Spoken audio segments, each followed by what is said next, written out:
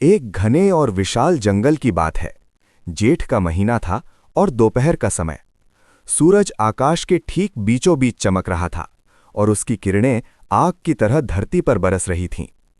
जंगल के सभी जानवर गर्मी से बेहाल थे। पेड़ पौधे भी प्यास से मुरझाए हुए लग रहे थे। इसी जंगल में एक छोटी सी चींटी रहती थी। वो सुबह से ही भोजन की तलाश में इधर उधर भटक रही थी, लेकिन बढ़ती हुई गर्मी ने उसका हाल बेहाल कर दिया था। अब उसे भूख से ज्यादा प्यास सताने लगी थी।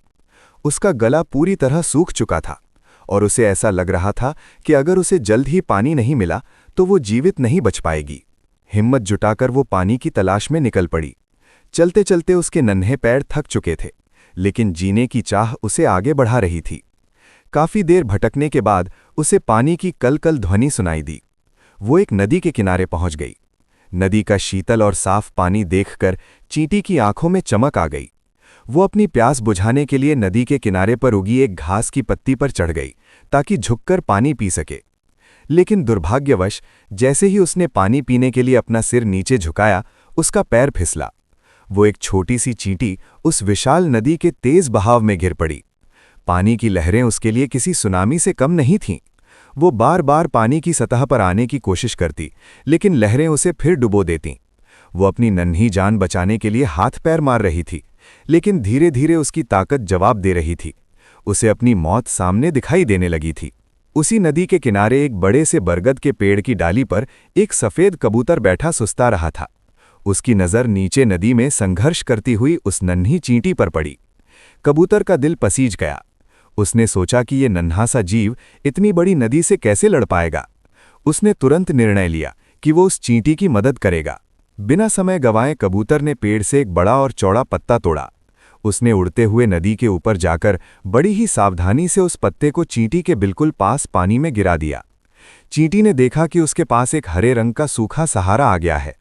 उसने अपनी बची खुची ताकत इकट्ठा की और संघर्ष करते हुए उस पत्ते के ऊपर चढ़ गई। पत्ते पर आते ही उसने राहत की सांस ली। अब वो डूबने से बच चुकी थी। थोड़ी देर में पत्ता तैरते हुए किनारे पर आ लगा और चींटी सुरक्षित जमीन पर उतर गई। उसने ऊपर देखा और कबूतर को मन ही मन धन्यवाद दिया। कबूतर भी खुश था कि उसने एक जान बचा ली। समय का पहिया घूमा और कुछ दिन बीत गए। जंगल में सब कुछ सामान्य चल रहा था। एक दिन वही कबूतर उसी पेड़ की डाल पर बैठा हुआ था। वो बेफिक्र होकर सो रहा था, इस बात से अनजान कि उसके ऊपर एक बहुत बड़ा संकट आने वाला है। तभी वहां एक बहेलिया आया। उसके हाथ में धनुष बाण था और उसकी नज़र उस सोरे हुए कबूतर पर टिक गई। बहेलिये ने सोचा कि आज तो बड़ा अच्छा शिकार हाथ लगा है। ये कबूतर आराम से बैठा है, मेरा निशाना चूकेगा नहीं। उसने बड़ी ही खामोशी से अपना धनुष उठाया और कबूतर की ओर निशाना साधने लगा। कबूतर को इस खतरे की जरा भी भनक नहीं थी, लेकिन पास ही जमीन पर वही चींटी अपना खाना ले जा रही थी। उसकी नज़र बहेलिये पर पड़ी। उसने देखा कि शिकारी का निशाना उसी कबूतर पर है जिसने कुछ दिन पहले उसकी जान बचाई थी। चींटी समझ गई कि उसके दोस्त की जान खतरे में है। उसके पास सोचने का समय नहीं था। वो बिजली की गति से बहेलिये की ओर दौड़ी। जैसे ही बहेलिया तीर छोड़ने वाला था, चींटी उसके पैर पर चढ़ गई और अपनी पूरी ताकत से उसके टखने पर जोर से काटा। चींटी का डंक इतना तेज था कि बहेलिया दर्द से तिलमिला उठा। उसके मुंह से जोर से आह निकली और उसका हाथ हिल गया।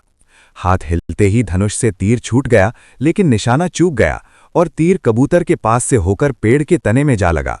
तीर की आवाज और बहेलिये की चीख सुनकर कबूतर हड़बड़ाकर जाग गया। उसने देखा कि शिकारी नीचे खड़ा है और निशाना चूक गया है।